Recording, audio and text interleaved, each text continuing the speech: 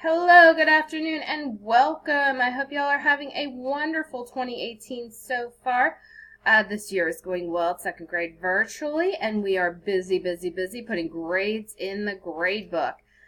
So one of the tools that I use that I just wanted to share is Excel. And I know some teachers use it already. I'm always surprised that not more teachers use it because I find it to be an invaluable tool for many different things. Excel can do a lot, and we don't always use it to the most to get the most out of it. We typically just use it as a data entry sheet, but it is so much more than that. So I just wanted to share this sheet with y'all today. So typically I'll keep our school has a virtual grade book.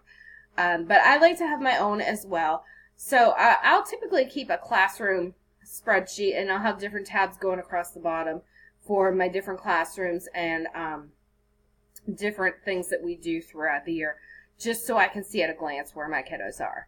So just to give y'all an example, this is just a snip of my honor roll assembly.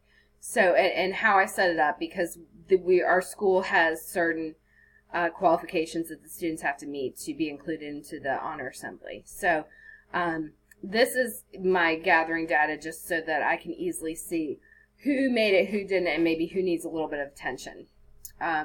So here on this sheet you can see I just have the math and the science grades in there.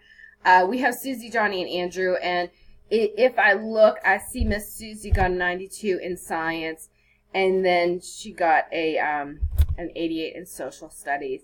And Johnny is cruising away. Johnny got a 93 in ELA and social studies. And Mr. Andrew down here, Mr. Andrew is getting hundreds all the way around. But let's go ahead. Let me look at, let's see, Charlie. Charlie's struggling a little bit with a 78. And let's see, a 62. And let's see, we got doing pretty good in social studies, or in ELA.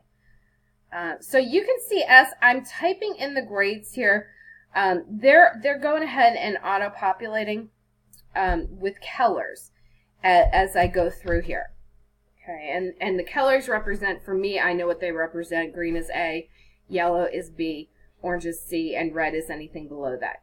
So that way, once I get my whole class put in here, I can see at a quick glance where my students are just by looking at those colors. And again, it allows me to see really quickly who's A on a roll, who's AB on a roll, and maybe who's struggling a little bit with their classes and may need a little bit more one-on-one.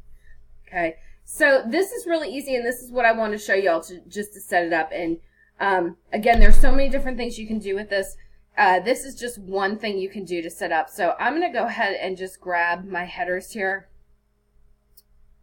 There we go. And open up a new spreadsheet and put those down. Just to give y'all an example. Now I can copy and paste, and usually what I'll do is I'll copy and paste my student name, and then the teacher I have here just in case, because we co-teach at our school. So depending on the subject, they'll have a different teacher or a different homeroom teacher. So that helps me keep track of the teachers in the classroom that my students have. Now let's say that I want to set these up with certain numbers for grades. So I'm going to come on over here to Condition Format. I'm going to Manage Rules. Right now, none of these have rules, so I'm going to just click on New Rule. Okay, now there's a lot of different types that you can choose. So usually what I'll do is I'll format cells that contain. And if you look at this, you can format the cells for between, not between, equal to, not equal to, greater than, less than, greater than, or equal to, less than, or equal to. And I use this formatting too for reading and math assessments that I do when I have to put in numbers, their ORF scores. It helps me, again, see really quickly at a glance where my students are. So let's say we want to identify cells that are between 90 to 100.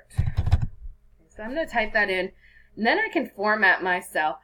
I'm a very visual person with colors, so I like to choose colors. And again, I try to keep it basic, usually with red, yellow, green, telling me, warning, and then these kids are on track, and then these kids are, they're good to go.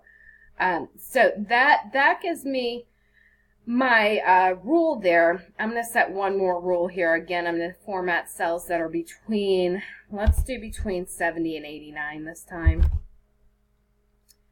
And we'll format this with yellow.